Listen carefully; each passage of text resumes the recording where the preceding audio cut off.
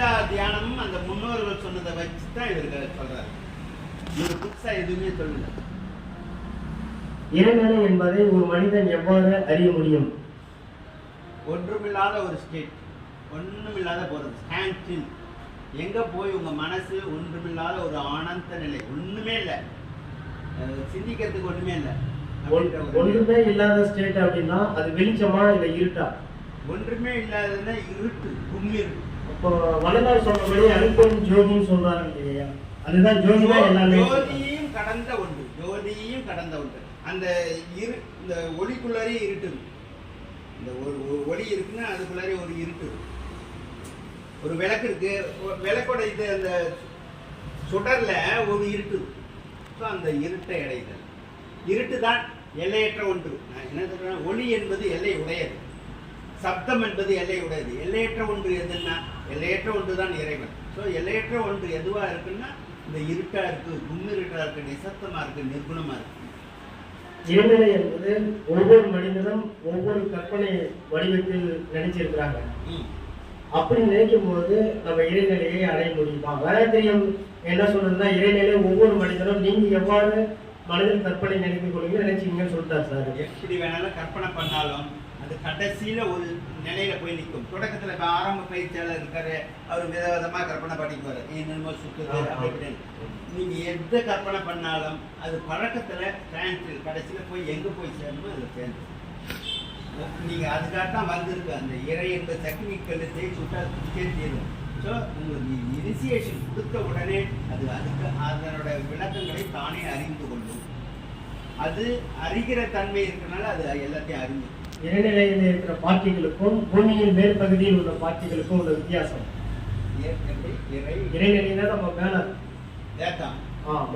ரொம்ப அதிக தூரத்துல இந்த நட்சத்திரத்துக்கெல்லாம் மேல அதுக்கு மேல நம்ம போயிட்டே இருக்கும்போது இதனுடைய சுத்தமான பார்ட்டிகள் இருக்குன்னு சொல்றாங்க. அதுக்கும் பூமிக்கு மேல இருக்கக்கூடிய பார்ட்டிகளுக்கும் ஒரு வித்தியாசம். என்ன பூமிக்கு மேல என்ன பார்ட்டி? காத்துல இருக்கக்கூடிய அந்த பார்ட்டிகல்ஸ் இறை துகள்களாகி, இறை துகள்கள் பஞ்சபூதங்கள் விண்ணாகி, விண்ணுதான் பஞ்சபூதங்களாக்கி, பஞ்சபூதங்கள் ஒரு முதல். இந்த பஞ்சபூதங்கள் தான் நீங்க சொல்ற இந்த பார்ட்டிகள் எல்லாம். இந்த காற்று வெளியில இருக்கிறதெல்லாம் இந்த பஞ்சபூதங்களின் ஒரு கூட்டு.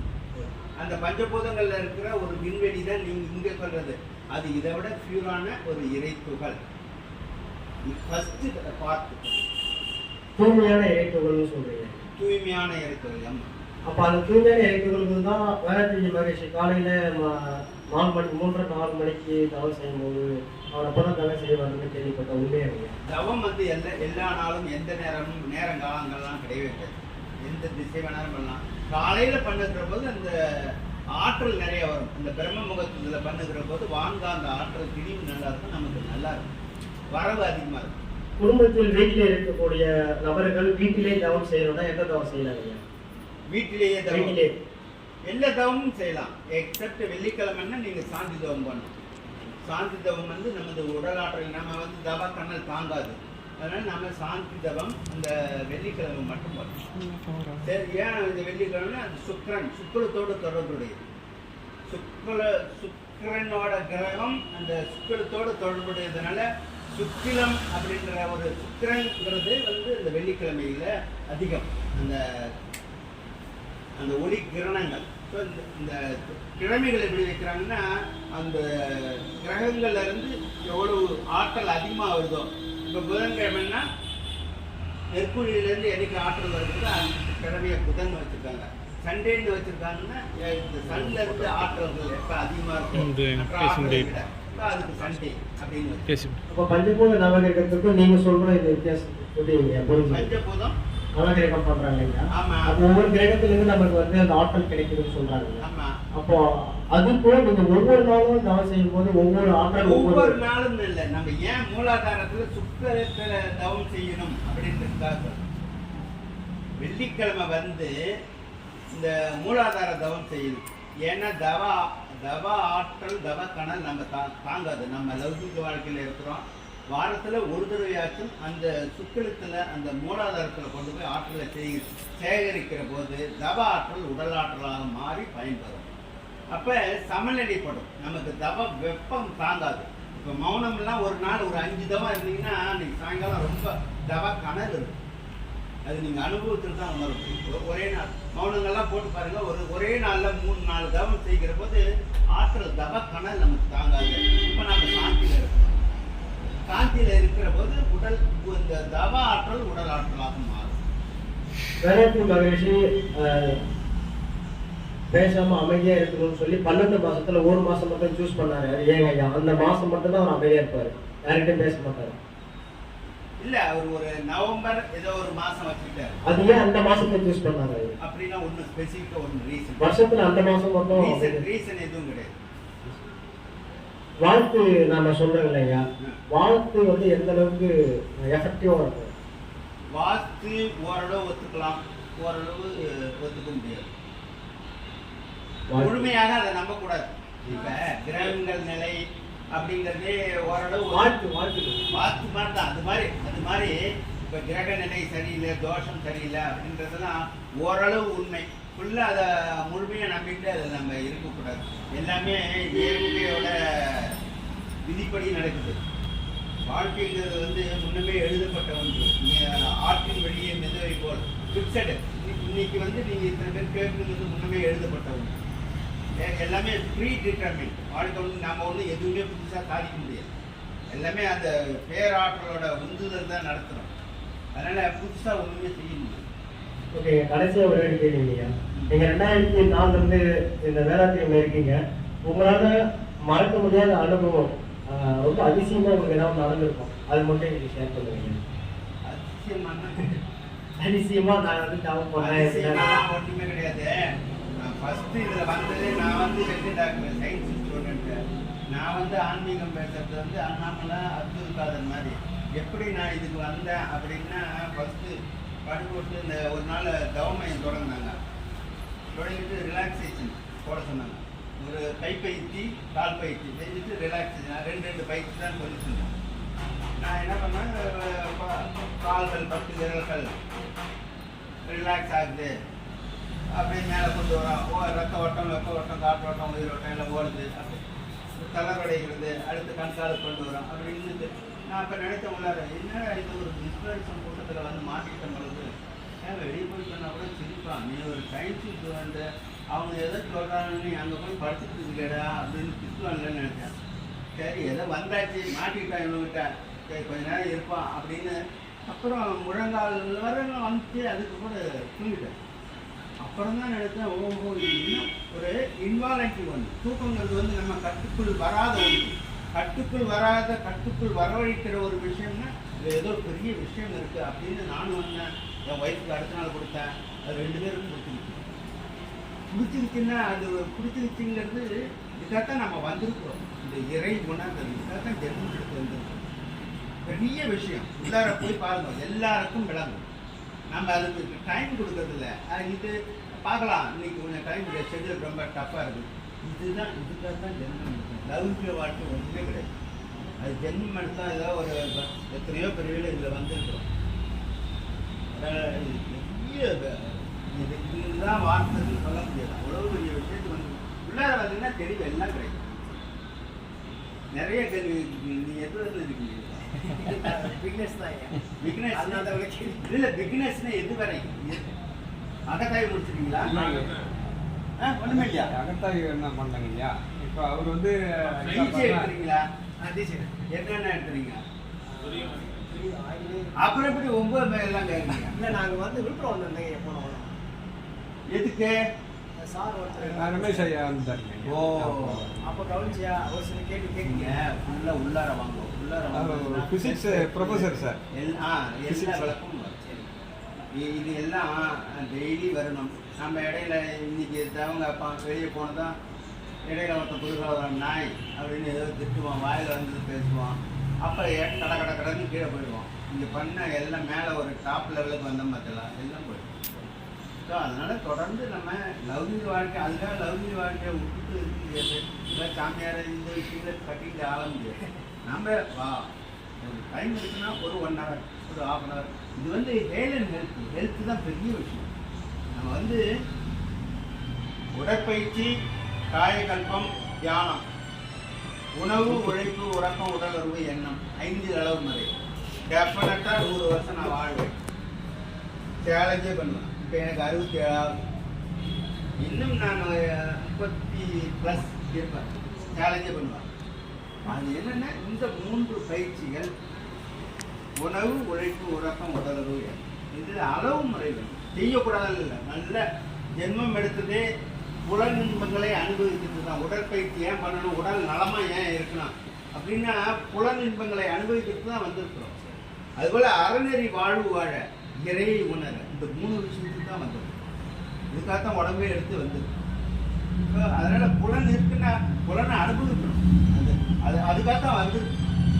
இப்போ சாப்பிட்றது நல்லா சாப்பிடணும். அதுதான் நம்ம இந்த நெறியோடு யோக வாழ்வு நெறியோடு செய்கிற போது நமக்கு சுகரே வராது. என் கூட பிறந்தவங்க எல்லாம் சுகர், பட் அப்பா அம்மாவுக்கு இல்லை. பட் இருந்தால் அவனுக்கு வருது. எனக்கு கூட பிறந்த 5 பேருக்கு 4 பேருக்கு வருது. எனக்கு மட்டும் இல்லை. எனக்கு மட்டும் எப்படி வரல அப்படின்னா எனக்கு கரெக்டாக அந்த டைமில் கிடைச்சிருச்சு. 44 எனக்கு கூட ஒரு 60 கிடைச்சிருந்தா எல்லாம் வந்துடும். எப்போ அந்த மிடில் ஏஜ் ப்ராப்ளம் வருதோ அதுக்கு முன்னாடி கிடைக்கணும். கிடைச்சிச்சுன்னா சரி. 60 வந்து வேஸ்ட். அதுக்காக நான் டீக்ரேட் பண்ணி சொல்ல. அதனால் ஒரு நன்மைகள் தனியாக கிடைக்கும். இந்த மிடில் ஏஜில் கிடைச்சதுன்னா நமக்கு அற்புதமான ஹேர் அண்ட் ஹெல்த் எது இருக்கோ கிடைக்குதே இல்லையா, டெஃபினட்டாக 100 ஆண்டு வாழ்வேன். அதனால தான் எனக்கு இங்கே வந்திருக்கிறேன். இங்கே இருக்கிறவர்கள் எல்லாம் அந்த விஷயங்களை தொடர்ந்து உடற்பயிற்சி செய்யணும். நான் எதுவுமே செய்ய நானாக 3 செய்கிறேன். இந்த 5 நல்லா வச்சு வெட்டுவேன்னா பிரயோஜனம். இந்த 5 அளவு முறை இதுதான் சிம்பிள் ஃபார்முலா. இருந்தீங்கன்னா டெஃபினட்டாக வாழ்வாங்க, வாழலாம். நீங்கள் சக மனிதர்கள் நினைச்சிப்பீங்க. உங்கள் பக்கத்துலேயே ஒரு ஆறா இருக்கும். உங்களுக்கு நினைச்சதெல்லாம் நடக்கும். எல்லாமே நடக்கும். நீங்கள் நினைக்கிறதா நினைப்பீங்க, நடக்கிறதா நடக்கும். எல்லாமே நடக்கும். உங்கள் இஷ்டப்படி நடக்கும். இதுதான் திரிகால ஞானம். அவங்க உங்களுக்கு இயல்பாக வந்துடும். போதுங்கிற மனசு வந்துடும். ரொம்பலாம் ஆராய்ச்சி வேணாம். இப்போ நம்ம சாப்பிட்றது என்ன, ஒரு 4 இட்லி சாப்பிட்றோம். நீங்கள் என்ன ஒரு சின்ன வயசுனா ஒரு 8 இட்லி சாப்பிடுவீங்க, அவ்வளோதான். இதுக்கு மேலே ஒன்று சட்டை ஒன்றுக்கு மேலே இல்லை. 2 மீன் போனால் குளிர்னா 2 போடலாம். உட்காந்தா இப்போ உண்மையிலேயே எனக்கு 4 வீடு இருக்குது. சில தளத்தில் 2 வீடு இருக்குது, விழுப்புரத்தில் 4 வீடு இருக்குது. இப்போ நான் உட்காந்துருக்குதுன்னா 2க்கு 3, உட்காந்தா 2க்கு 2, படுத்தா 2 கால். இதே தான் எல்லாருக்குமே. பில்கேட்ஸாக இருந்தாலும் அதுதான், அம்பானியாக இருந்தாலும் அவ்வளோதான். இதுதான் யதார்த்தமான உண்மை. இது விரக்தியில் சொல்கிறதே இது விஷயம் இல்லை. நாம் என்ன பண்ணுறோம், பேரை வரலும் சேர்க்கணுன்றாங்க. பேரை பேத்தி வரலும் சேர்க்கணுன்னு இதனால தான் இருக்குது. ஸோ போதுங்கிற நிறைவு வந்து போதும். ரொம்ப பர்ஃபெக்டாக இருக்கணும். என்னை விட சந்தோஷமான ஒன்றும் இல்லை. எனக்கு இருக்கிற பணம் அவ்வளவு இருக்குது. நீ நினைச்சு அதுதான் நல்குறவு அவா எனப்படுவது. அவாங்கிறது என்ன, இந்த குறையோடு இருக்கிற மனம்தான் ஆசை கொண்ட இந்த குறைவுள்ள மனசு. செல்வம் நிறைவாக இருக்கு, மனம்தான் எல்லாத்துக்கும் காரணம். நிறைவாக நான் இருக்கிறேன் அப்படின்னு நினைச்சாவே போதுங்க. அல்கா நல்குறவு அவா எனப்படுவது. ரைட், போதும். வாழ்காலம் மாட்டேன், ரொம்பவும் போடக்கூடாது. இதுவே எக்கச்சக்கமாக போடலன்னு நினைக்கிறேன். நன்றி. வாழ்த்தணும் மண்டல தலைவர் அவர்கள். அவருடைய உடல் நலம், வாழ்க்கை வளங்கள் அனைத்தும் மென்மேலும் உயர்ந்திட எல்லாம் அல்ல இறை அருளாலும் குருவுடைய ஆசினாலும் அவரும் அவருடைய அன்பு குழுவும் வாழ்க்கை வளமுடன். இப்பொழுதும் இந்த மண்டலத்துக்கு வந்து இது போல நிறைய சத்சங்கம் வந்து ஐயா வழங்கணும். ஐயாவுடைய இப்பொழுது அந்த நிமிடத்தை கடக்க கடக்க இன்னும் கிடைக்காத அந்த நேரம் அப்படிங்கிற மாதிரி தான் வந்து இருக்கு. இன்னும் நிறைய பேருக்கு அந்த ஆன்ம விசாரணைகள் இருக்கணும் அப்படின்னு இறை விசாரணைன்னு சொல்லுவார் வள்ளல் பெருமானார். எப்பொழுதும் இறை விசாரணையிலே இருங்க. இறைவனை பற்றி இந்த காது, கண்ணு, மூக்கு 5 புலனையும் ஐயம் ஒழுக்குங்கன்னு தான் சொல்றாரு. அப்போ அது போல இங்கே உட்காரும்போது எல்லாருமே அவருடைய அந்த சிந்தனைக்கு நம்ம எல்லாம் வேதாத்திரியர்களாக மாறிட்டே இருக்கிறோம். இதுதான் உண்மை. பிறவியே அற்று போவதற்காக தான் இந்த பிறவி எடுத்துக்கிறோம். அப்படி இந்த அற்புதமான விஷயத்தை அழகா தத்துவமாக அழகா ஐயா அவர்கள் நமக்கு எல்லாம் இது கொடுத்தாங்க. பல மதங்கள் இவ்வுலகிலே இருக்கிறது, பல புத்தகங்கள் இவ்வுலகிலே இருக்கிறது. ஒரு மனிதனை கூட உருவாக்குகிறது. பல கலாச்சாரங்கள் இருக்கின்றது, மருத்துவ சட்டங்களை வழங்கி கொண்டிருக்கின்றது. ஆனால் ஒரு மனிதனை உருவாக்கவில்லை. அது என்பதுதான் உண்மை. அந்த மனிதனை மனிதனாக்கக்கூடிய ஒரு கலைதான் இந்த வேதாத்திரி. வேதாத்திரி பல மனிதர்களை உருவாக்கி கொண்டிருக்கிறது அப்படின்றதுதான் உண்மை. அப்படிப்பட்ட விஷயங்கள் நாம் எல்லாம் உணர்வுபூர்வமாக வந்திருக்கோம். இந்த ஆத்மா சாதாரணமான ஆத்மா கிடையவே கிடையாதுங்க. நீங்க எல்லாம் ஒவ்வொரு இந்த பண்புடைய மாற்ற வந்தவங்க, நீங்க சாதாரணமாகவே கிடையாது. ஏன்னா அப்படி நான் சொல்ல மாட்டேன். ஏன்னா ஒரே பொருள் தான் பண்ணேன். ஐயா இந்த மாதிரி ஐயா வராங்க, அவர் சொல்லி உடனே வந்துட்டு எந்த ஒரு மாற்று இதுவும் சொல்லவே இல்லை யாரும். உடனே புறப்பட்டு வந்துட்டீங்க. அப்ப எல்லாமே என்னது, ஒரே ஆத்மாவாக நம்ம வந்து இருக்கிறோம் அப்படின்றதுதான் உண்மை. இந்த மன்றம் ஒரு நல்ல கருத்துடையவராக நம்ம எல்லாம் ஒற்றை பொறுப்புடையவராக நம்ம எல்லாம் ஒருங்கிணைந்து நம்ம செய்து கொண்டிருக்கிறோம். மண்டலத்தினுடைய தலைவர் நமக்கு நிறைய வழிகாட்டுதல் நமக்கு வழங்கிட்டு எப்பொழுதும் அவங்க கூட்ட குரலுக்கு நம்ம கேட்ட விசாரணைக்கு அனைத்துக்கும் நமக்கு அன்பாகவும் கருமையாக நமக்கு வழங்கிட்டு இருக்காங்க. அப்போ இது போல மற்ற அன்பர்களை நம்ம சந்திக்க முடியாது. அப்பேற்பட்ட ஒரு அமைப்பு இது, அப்பேற்பட்ட அமைப்பு இது. இந்த அமைப்பில் நம்ம எல்லாம் இருக்கிறோங்கிறதே பெரிய சந்தோஷம். உலக மகானுடைய மிகப்பெரிய நோக்கம் உலக அமைதி. இந்த உலக அமைதி அன்றிலிருந்து இன்று வரைக்கும் சொல்றாரு. அப்போ தனி மனித அமைதி தான் குடும்ப அமைதி, குடும்ப அமைதி தான் சமுதாயம் அமைதி, ஒரு உலகாக மாற்றம் பெறுது அப்படின்றது அன்றிலிருந்து இன்றைய வரைக்கும் சொல்லிட்டு வராரு. அப்போ இந்த வேதாத்திரை வந்து அந்த பண்பு வாழ் மக்களுக்கு அனைவருக்கும் நம்ம கொண்டு செல்வர்கள் தான் நாம். அப்போ நம்ம ஒவ்வொருவரும் சாதனை கேட்பதோ பார்ப்பதோ நீங்கள் பேசுவதனால வரப்போவதே அல்ல. பயிற்சி ஒன்று தான் உங்களை வந்து வேதாத்திரியராக மாற்றும். ஏன்னா பல மதங்களும் புத்தகங்களும் நம்ம பார்க்குறோம், எல்லாத்தையும் பண்ணிட்டு தான் இருக்கும். ஆனால் வந்து என்ன பண்ணலை, மனிதனாக மாற்றல். எது மகிழ்ச்சி அவர்கள் பயிற்சி முறையாக வச்சுட்டார், எல்லாத்தையும் பயிற்சி முறையாக வச்சிருக்காரு. இந்த பயிற்சி கொடுக்க தான் என்னாவது எல்லா பதிவுகளையும் நம்ம நீக்க முடியுது.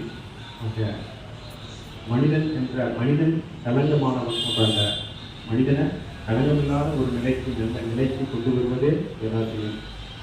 நாம் குடும்ப அமைதியை பெற்று சமுதாய அமைதியை அதை தனி மனித அமைதியை பெற்று குடும்ப அமைதியாகவும் மகிழ்ச்சியாகவும் சந்தோஷமாகவும் வாழ்வதற்கு தான் நம்ம வந்திருக்கிறோம்.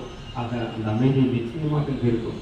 நீங்கள் எந்த அதாவது இந்த அமைப்பில் பார்த்தீங்கன்னா எல்லா இடத்துலையுமே வந்து எல்லா மகிழ்ச்சி அவர்கள் எல்லாத்தையும் உள்ளொடுக்கி வச்சுக்கிறார்.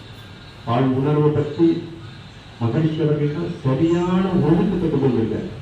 வேற எங்கேயும் பேசவும் கூடாதுன்னு சொல்லியிருப்பாங்க. ஆனால் இந்த அமைப்பில் பாருங்க எந்தெந்த இடத்துல எப்படி வந்து கொண்டு வந்திருக்காருன்றது மிகப்பெரிய சாதனை மாற்றம், சாதாரண மாற்றம் இல்லை. ஆக அனைவரும் ஒன்று சேர்ந்து மண்டல தலைவர்களுடைய வழிகாட்டுதலோடு நம்ம வந்து செல்வோம். நாங்கள் அந்த பண்ருட்டியில் எங்களுக்கும் அங்கே கடமைப்பட்டிருக்கோம். ஐயா அவங்களுடைய ஸ்பீச்சுக்கு எப்பொழுதும் நீங்கள் வரணும். எப்போ வந்தாலும்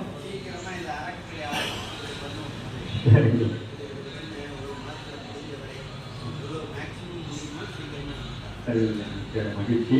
ஐயா பலபுரம் ஐயா எனக்கு ஒரு வாய்ப்பை கொடுத்தாரு. ஐயா வர இந்த பக்கம் ஆண்டதே அப்படின்னு சொன்னோடனே எனக்கு ரொம்ப சந்தோஷம். அது ஐயா வராதுன்னொடனே ரொம்ப எனக்கு சந்தோஷம். உடனே எப்படியாவது அந்த சிந்தனை எப்படியாவது எல்லாருக்கும் அந்த மக்களுக்கு கொண்டு போய் சேர்க்கணும் அப்படின்றதுதான் ரொம்ப சந்தோஷப்படுறாங்க. ஐயா மிக்க மகிழ்ச்சி. ஐயா வளர்க்க அப்படியே எல்லாருமே அந்த ஒரு புது போட்டோ நம்ம அங்கே எடுத்துக்கலாம் ஐயாவோட சேர்ந்து. அப்புறம் அடுத்தது வந்து நிகழ்ச்சியாக நம்ம வந்து ஒரு நல்ல ஒரு சமுதாய தவம் வந்து நம்ம செய்வது போகிறோம். ஏன்னா எல்லாம் கூட்டம் நம்ம வந்து தினமும் இந்த 4:30 மணிக்கு தவம் நடக்குது, கண்ணாடி பயிற்சி நடக்குது, பஞ்சபூர்ணம் நம்ம பண்ணிட்டு வந்தோம். இப்போ 9 மணி தவம் ஆரம்பிச்சுதான் 365 நாள் நம்ம பண்ணிட்டு தான் இருக்கிறோம். மழையே போகலாம், இது தினமும் நடந்துட்டு தான் இருக்கு. நம்ம குரூப்பில் போட்டுட்டு இருக்கிறோம். அப்போ கூட்டுத்தவம் தினமும் நடந்துட்டு தான் இருக்குது. காலையில் அதில் எவ்வித மாற்றமும் இல்லை. ஆனால் இன்னைக்கு பெரிய ஒரு ஸ்ட்ரென்த்தாக நம்ம இருக்கிறோம். அதனால் உட்கார்ந்து நம்ம அந்த உலக அமைதியை நோக்கி நம்ம இன்னைக்கு குருவாதிய தவத்தில் வாழ்த்துவோம். ஒரு 48 நாள் தொடர்ச்சியாக வாழ்த்துவோம். அந்த 48 நாளில் அந்த உலகம் அதாவது அந்த போர் வந்து ஒரு முடிவுக்கு வரணும். எல்லாம் நல்ல ஆன்மாக்கள் நம்ம கூட்டியிருக்கோம். அதனால் இன்னையிலிருந்தே நம்ம வந்து அதை ஸ்டார்ட் பண்ணுவோம். அந்த ஆன்மா உருவத்தோடு அனைவரும் நீங்கள் தொடர்ச்சியாக அந்த மன்றத்துக்கு வரணும். இப்படிப்பட்ட ஒரு கூட்டத்தை ஏற்படுவது இப்போ ஐயாவுடைய சிந்தனையில தான் எல்லாருமே வந்தாங்க. அப்போ ரொம்ப சந்தோஷப்படுவோம். அடுத்து நம்ம வந்து அடுத்த நிகழ்வாக ஒரு குரூப் ஃபோட்டோ எல்லாருக்கான அடைவீங்க.